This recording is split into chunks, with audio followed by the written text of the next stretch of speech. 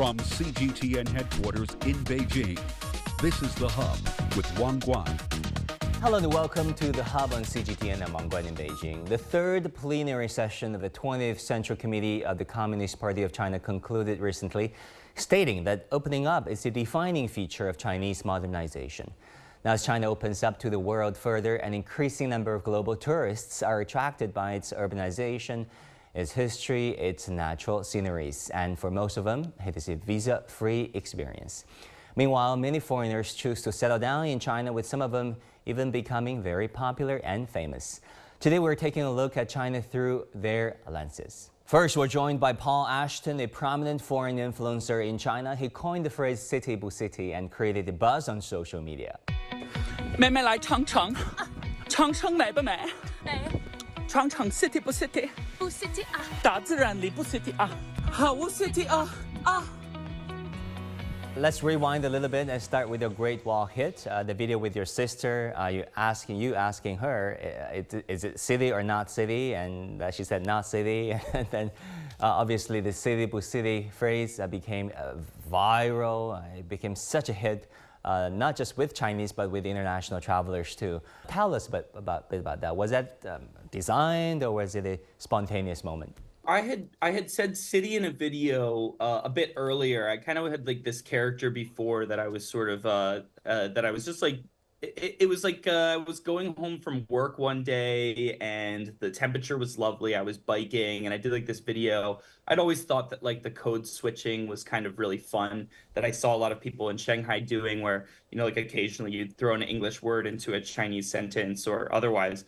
It also had like city walk was this big thing over the last couple months, or I guess the last couple years. I always found the way that people pronounce city walk to be like a really cute pronunciation, because it's a little different from English. People will say city walk instead of city walk, which is the way that we pronounce it for American English. And we'd done like one video on the bunts before, and I'd done a couple videos by myself. A friend of mine had kind of encouraged me. He's like, that sounds really good. You should say it more. It could be your like slogan. But had no idea that that was going to blow up as big as it did. City or not city, that first happened at the Great Wall. And I think it was just a way to, you know, city was something that we had used before in videos.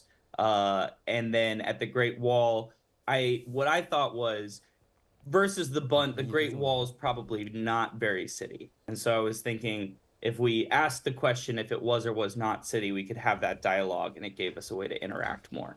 After you gained popularity and notoriety in China, how's life been like? I mean, you know, you're sought after, interviews, you know, you're on CGTN now. I'm so happy to have you. What is life like for you now? It's very busy. It's super exciting, at times very overwhelming, but I'm getting to do a lot of travel, which is super exciting. I just came back from Changsha, where we shot like a little, me and some other people in my MCN did a TV show together. We were in, I went to Chengdu, I went to Xichang in Sichuan province for another event. So I'm trying to keep my head above water, but also enjoy the ride as much as possible. So things have changed a lot. Tell me, Paul, how's your international friends, or the expats living in Shanghai, living in China, tell you about city or not city, that thing? How do you think they picked it up? You know, I think there's so much in China that's incredible, you know, and it's, I think that, you know, for people outside of China, you know, they get to see a new perspective on what it's like to travel here and like see it through the eyes of somebody that is, you know, in a similar situation as being an outsider, even though I've been here for a while and Emily had just come. But yeah, you know, it's cool from like the international community side of things to see people that are also supportive and excited to kind of like see this become, I think also too, you know, with China's kind of new opening up and new encouraging, like strong encouragement of travel and foreigners coming to China. I think a lot of that as well is like, it's exciting for us that are here to be a part of that. A lot of us that are here have known for a while, we're based here because we know China's got a lot to offer. So seeing it like be sort of like validated by people outside of China is also cool for us. Yeah, I mean, it's a big decision, isn't it, for China to unilaterally issue visa-free travels, say, for the Europeans, who don't give visa-free travels for Chinese citizens. I mean, this unilateral visa-free programs takes It takes political courage. It takes, of course, calculation. Of course, at the point in time when China realizes that it needs to, emerging from COVID, have more international travelers. If you think about the 2008 Olympics, I'm not sure if you were there back then. And do you think scenes like that will again resurface and reappear, given China's policy directions these days? Interestingly, I do, and largely because 2008 was like a big moment for me as like a observer from, you know, like small town USA. That opening ceremony, that whole the whole event actually, I think is one of the, I usually point as one of the big reasons why I started having an interest in China, and when Chinese language became an opportunity was something that I was interested in pursuing. Which scene struck like, you the most? The opening ceremony, the countdown in Chinese characters? What? I have, you know, the drummers like Yes. leaves a very strong impression in my mind, and then even just like the footprints, the like I always have this like image of like the sky view of Beijing with the footprints walking towards like the Olympic ceremony. Yeah. Fireworks that were like in the shape of footprints. It was Yeah. super cool. And I think the other thing too is that you know, travel is such an amazing way for people to kind of subvert global narratives, you know, to be able to actually experience a culture firsthand, to talk to people that are there, you know, be on the ground and really get to know things, I think is always like a healthy way for us to better understand each other internationally. Oftentimes when I'm talking to friends back home, it is often the visa policy that is the most intimidating for them. So taking that away it will absolutely have a big impact, and is a way for people to really get to know China in a different way. Yeah, Paul, you talked about the 2008 Beijing Olympics made an impact on you, you know, living and born and raised in small town America. Specifically, how so? At that point in time, I think China in general has always, you know, we used to say when I was young, we'd be like, oh yeah, if we dig a hole deep enough, we'll end up in China. You know, it was in our minds the furthest place away from us. And so, and you know, we would hear we would hear wild stories from China. You know, it was anytime anything that was weird that was happening in the world was probably happening in Asia. And I think that when we saw the Olympics, we were able to see a different perspective on what it was like there. We were able to see more of the cultural elements. We were able to see China kind of represent itself in a different way. You know, very like modern state, you know, that was growing, and like the artistic expressions and the different types of like culture and colors of the people. Those were all things that, like, you know, where I was growing up, we didn't really have the same access to that type of information until the Beijing Olympics, or based off what we saw on TV. So, you know, I think it was a kind of transformative moment to really see China as something different than just something that was just like passed around in circles, like verbally, but actually like felt like a more real place.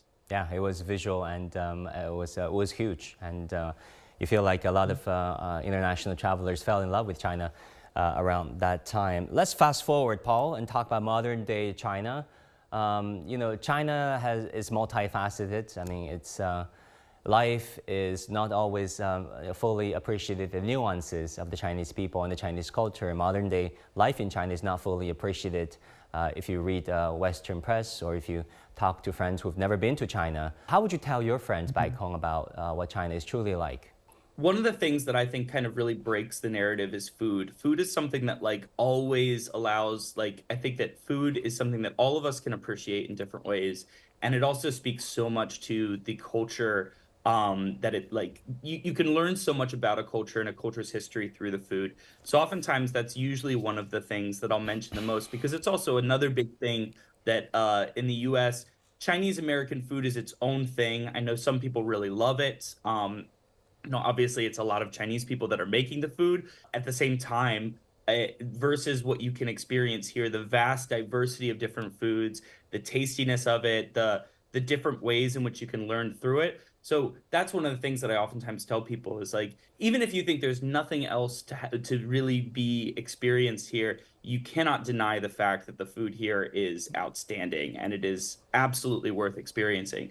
So usually I'll kind of approach it that way, where it's like, if the perspective is kind of, you know, oh, I feel this way about China, or I have these, it's like, you know, you get on the ground, try a couple of dishes. At the very least, you're going to experience some flavors and you're going to eat some things that you've never thought would taste good before, and it's going to blow your mind. And then that's a great entry point to start to recognize and start to see the place from a different perspective. You know what, Paul? I absolutely agree with you, 100%.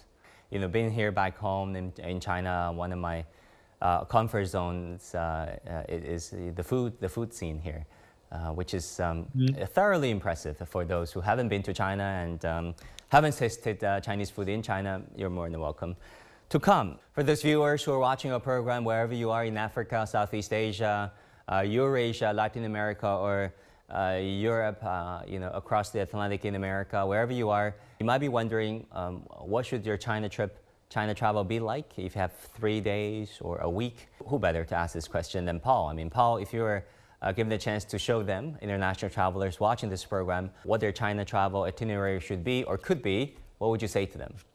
I would say you want to go to Shanghai, you want to go to Beijing. You can swing it. I'd go to Xi'an and Chengdu as well. You know, I think the Great Wall is unmissable, Forbidden City, Waitan, the Bunt, Terracotta Warriors, seeing the pandas, and then eating until you explode at each of those places. And I think you're going to have, you're pretty much guaranteed an amazing trip. You know, don't be afraid to explore a little bit or wander around. Chinese people are incredibly friendly, and it's a very safe country to let's move face around. it. Absolutely. So if you feel tempted to like duck down an alleyway and politely walk through and wander through and just, you know, check out the way that people are living their daily life, that's going to be an amazing experience as well. And probably someone's going to come up and say hi to you and start a conversation. So don't be alarmed. Yeah. Bao Xing or Paul, thank you so much for your time. Keep up the great work. Look forward to connecting with you on social media. Yeah, absolutely. Thanks so much. Lovely talking. Next, let's meet Antoine Bunel, a food content creator from France who has garnered many likes from Chinese fans. How can food bridge cultures and break barriers? Let's take a listen. So Antoine, tell us a bit about yourself. How did you get started as, of course, a food lover, a chef, a connoisseur, and then now a social media influencer that is gaining a lot of popularity and notoriety in China? I was born in the south of France. I grew up studying science, but I always had a passion for cooking. So after many years working in London, in the UK, in media, global media, and working also a bit in New York, I arrived in China because I met a Chinese woman in London who became my wife. And I always had a passion for several things. You know, in this society where sometimes young people dream of becoming an influencer, I never dreamt to become an influencer. I had passions and a set of skills that allowed me to become an influencer. One, I was always passionate about China. Two, I was always passionate about cooking. And three, I've worked in media and communication video for many years. And it's the combination of these things that allowed me to now become an influencer in China for several years. What do you think are the commonalities between the Chinese fine dining and the French fine dining? Because many argue that there's this common passion for food that really connected the Chinese and the French. Yes, the Chinese often like to say 民以食为天, which translates as we live for food, the people live for food. And it is true that China and France both share a huge passion for food. It is true. There are differences in terms of the way we eat and the way we consume products. But also I see China has modernized a lot, and that comes with good things and perhaps challenges as well in terms of health. My mission is to promote healthy eating. Do you focus and specialize on cooking French food or fusion food? What is it? Very interesting question. I promote in China mostly French and Western foods, but because I have had the chance to do a lot of TV shows and events all around China, I have gotten accustomed to first, the Chinese way of eating using the chopsticks, second, the Chinese taste, and third, the Chinese ingredients. So all of that combined with the fact that every single day on my social media in China, I have fans asking me questions about the Western diet, French diet. So all of that makes me want to adapt sometimes my view on French dining to make sure that it's suitable for the Chinese habits, the Chinese palate. So I do cook a lot of fusion foods. And this year we had a fantastic example. I was invited for the visit of the president in France, and I made a French baguette with the Sichuan pepper. In my cooking, all that I look for mostly is the taste, the sensation, not so much the presentation, not so much the visual aspects, which are sometimes popular on social media because people see the images, but I want to transmit the sense of taste, of soul food, so that people eat happily and healthily. So food has always been a question of cultural exchanges and commerce and new recipes. And that's what I'm trying to do today, is to bring new ideas, new recipes to China. So Antoine, did you notice any noticeable changes in terms of the pattern of diet? Do you feel that the diet, the habit of Chinese are slowly changing? Yes, it's an excellent question. And I think that with most things China, there's sometimes a contrasted or diverging way to approach this and to analyze this. On the one side, there is a huge improvement in terms of the variety of ingredients available. And really, China has made amazing improvements in the environment as well, in the nutrition. It's really good. On the other side, industrialization often causes a problem because people, because of convenience, tend to give away the idea of cooking at home, and for the convenience of delivery or having restaurants, which are very affordable in China, eat out a lot. And that means that there's been more and more industrialization of eating in China, also the development of fast food.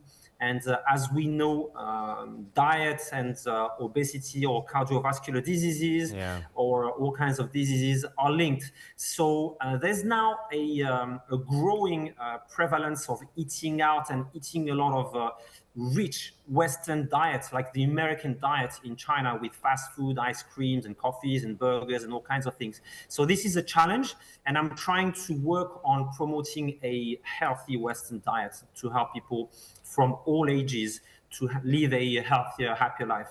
How would you tell your Western friends about the richness and the diversity of the Chinese diet, as an increasing number of international travelers are rushing to China these days? I am a foodie. Before all, I love food. And one of the reasons, the many reasons why I love being in China, is the variety of food is absolutely incredible.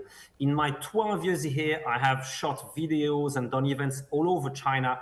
And to this day, I pretty much every time discover new dishes. The variety probably, without a doubt, surpasses all of the food that we have in France and probably even in Europe combined. China is a huge country, and the variety of dishes is incredible. And there is so much delicious food to eat, regional food to eat in China, that it's a never-ending source of pleasure for me. Okay, as a native of Shandong province, born and raised, where I spent the first 18 years, I've got to ask you this question. What do you think of the Shandong diet, Lu Cai? The Lu Cai is very famous, but I often get this question: what type of cuisine do you prefer in China? And my answer would be that it depends on the mood. There are days when you want rich food, and then Lu Cai might be fantastic for that because it does have those amazing sauces, very flavorful cuisine. There are days when you want spicy cuisine, and then maybe the Chuan Cai, the Sichuan food or the Hunan food might be more appropriate. There are days when you're a bit tired, you want something lighter, and then for me, it's definitely Huayang Cai, the cuisine of Huayang in the southeast of China, very light, very exquisite. So it's always a matter of mood. But I love all kinds of cuisine in China, even the Anhui cuisine, which is famous for its fermented fish, the choguiyu, beautiful stuff. Antoine Bunel, thank you so much for joining us at this hour. It is an absolute pleasure talking with you. My pleasure too. Thank you, and I wish everyone healthy and happy. Thank you. Paul and Anthony have both been living in China for many years and know China inside out, but how about the first-timers? Kourosh Kamyabi traveled to China via a 144-hour transit visa. The trip changed his views on China and has an impact outside China as well. K-Square, welcome to the Hub on CGTN. We understand that 2 months ago you made your first trip to China. Tell us about the trip. How has China impressed you? Yeah, so my first trip to China was actually Shanghai. To be honest, I never had plans to go to China. I was traveling through Asia and I saw a video online of what Shanghai looks like today. And I said, wow, I never see this where I was from. So I'm from Canada originally. I'm born and raised in Canada. And they don't really show you how nice China is. So when I saw it while I was traveling through Asia, I said, you know what? I have to go check this out. So I took my wife, my son, we went to Shanghai, and it was such a beautiful modern city, very grand, very nice, especially at nighttime. There's lights everywhere. It was beautiful. We had such a great time. It was fantastic, believe it or not. So we left China after our 144-hour visit, and I came back less than a month later. I came back to Chongqing, and another, wow, so completely different than Shanghai. As you know yourself, everything is on hills and different levels. It is such a beautiful city because you'll be standing over here and then there'll be buildings down here and everything is so different. And I found it to be very cultural, actually, in comparison to Shanghai. There was a lot of culture. There was many beautiful temples. There was great spicy food. So I had a great time there. And how do you feel about China's recent visa-free policies? I think whoever thought of this visa is a genius because, for example, look at me. I didn't have plans to come to China, but when I found out that this visa existed, right away, I added it to my travels and I came to China. It's very straightforward, everything is explained online. And, once you're in the airport, it's a very simple process. It's not difficult. It's not scary or anything. It's very easy, very streamlined and very convenient. Whoever thought of it was a genius because it gives outsiders an opportunity to see what China looks like. So how would you describe your overall experience in China interacting with the Chinese people? So the environment for foreigners is great because I found Chinese people to be very welcoming and also very curious. So, it wasn't uncommon for Chinese to smile at me, to wave at me. Sometimes they would try to speak in English to me, sometimes in Chinese. With the younger generation, many of them speak a little bit of English or lots of English. So it was very easy for me to communicate with them. And with the older generation, I would use translation applications, which were also very easy to use. I found Chinese people to be very welcoming and very happy when foreigners visit their country. Cashless is amazing. I explained it in my video online that it's the best way to have less on you so you don't have cash, you're not losing cash, stuff like this. Everything is on your phone, recorded nicely.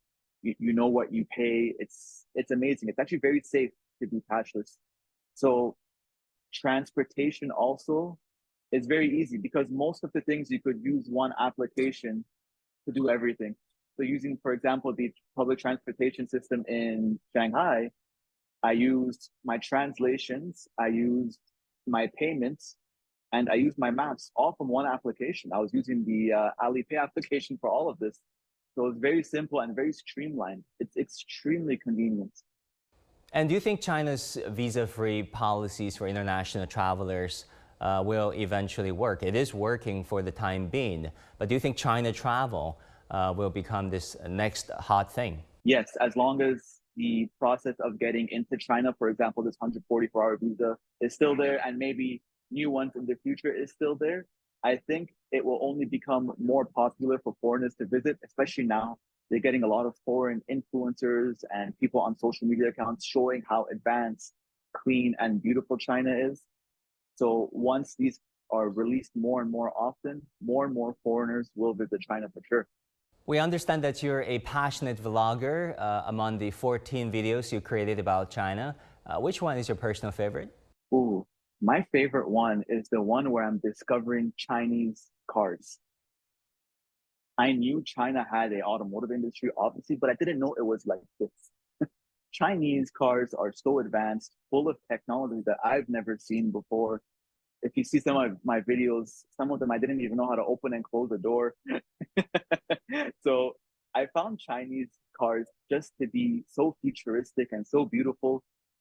And for the price, I found it to be so shocking because where I'm from, we are paying crazy prices for simple vehicles. These vehicles would be so expensive where I'm from, but in China, for an affordable price, you are getting beautiful cars.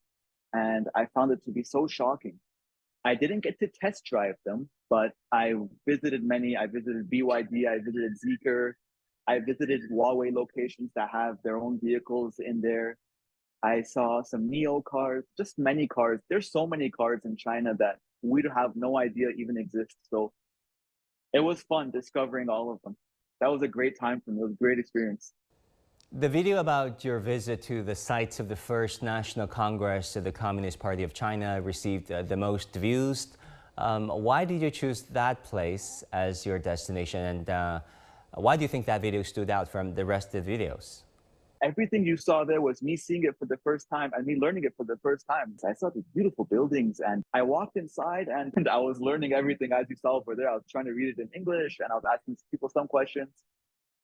It was a great experience. You know, there's some stuff that I didn't know about, and obviously we're not taught about overseas, right? So I learned a little bit about Chinese history. I'm sure I didn't learn everything, but I got an idea of what's been going on these past 100 years, right? The age of humiliation and the unfair treaties and stuff like this. So it was great to learn what has been happening these past 100 years. Of course, I learned more about the party, and you know what? That museum gave me an idea of why this party came to be. You know, it seems like China historically was being treated really bad and really unfair. So it seems like some strong figures had to come into power to make China a respectable country, a more powerful country, and that explains why China is where it is today, because of those leaders in the beginning, right? Thank you so much for your time. Thank you so much for having me, and I can't wait to see you in Beijing. And that will do it for this edition of The Hub. I'm Wang Guan in Beijing. Thank you so much for tuning in. Our news coverage continues on CGTN. Bye and take care.